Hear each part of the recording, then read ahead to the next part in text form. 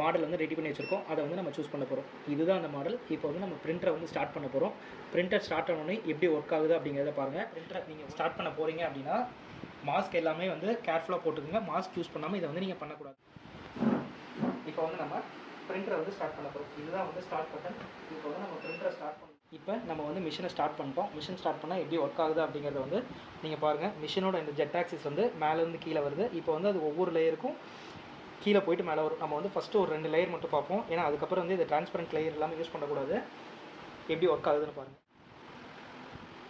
இது உங்களுக்கு ஃபுல்லாகவே டிப் ஆயிடுச்சு, உங்களுக்கு தெரியும்னு நினைக்கிறேன். இது வந்து ஒவ்வொரு டைமும் டிப்பாகி அந்த லேயர் வந்து இதாகி மேலே வரும். இதில் வந்து எத்தனை லேயர் இருக்குது அப்படின்னு வந்து காமிக்கும். மொத்தம் வந்து நமக்கு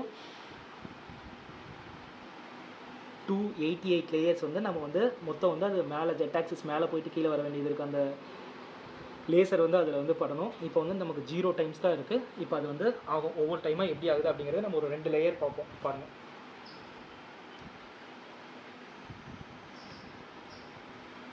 இப்போ பாருங்கள், ஃபஸ்ட்டு டைம் முடிஞ்சிருச்சு. இப்போ செகண்ட் டைமுக்கு அது வந்து லேசரோட இதாகுது. நீங்கள் பார்த்தீங்கன்னா அது வந்து ஒரு லைட்டாக ஒரு ஜம்ப் ஆன மாதிரி உங்களுக்கு தெரிஞ்சிருக்கும். இப்போ செகண்ட் லேயர் எப்படி நடக்குது அப்படிங்கிறத பாருங்கள்.